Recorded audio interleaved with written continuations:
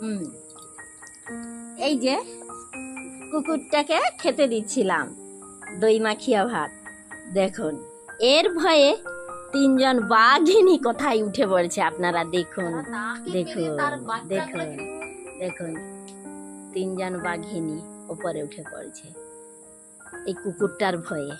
এই কুকুরটার ভয়ে কুকুরটার খাওয়া দাওয়া হয়ে গেছে, সে কত মজা করছে, ওরা তো খেতে পাচ্ছে নি, ওদেরকে দেওয়া হয়নি। এত বদমাশ! দেখো দেখো দেখো, কুকুরটা যা হাঁচি করছে ওরা এরকম ভয় পাচ্ছে, ঠিকরে ঠিকরে উঠছে। দেখো, তিনটা বাঘ বাচ্চা, বাঘ বাচ্চা, তার মা দেখো, মা মা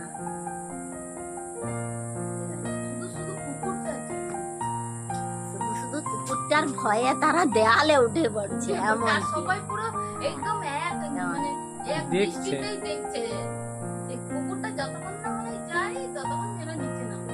এটাই হচ্ছে ব্যাপার, এদের এখন টার্গেট। দেখ আবার কিরকম ছিল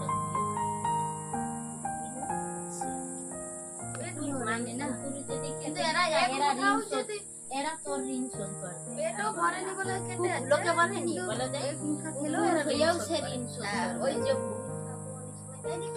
তুই আজ আমার এত সবজি দিসনি তো, তোকে একদিন পুকুরি হয়ে ঋণ শোধ কর। সে তো দরজা করাই ওই বলে না চলতি করেছে জীবনে কোনোদিন টাকা নেই, হ্যাঁ। অথচ এসে পোষা না। তার গায়ে মশা বুঝছে বলে যে ঠিক রেখে আমি কতবার খিচুড়ি জল হতে পারে হয়তো কোনো ঋণী ছিল এই মানে এই পাড়ার ভাব, এই জন্য সবার বংশ। আর ভাইটা কথা বলে। কথা না বলে ও তো গান দিতে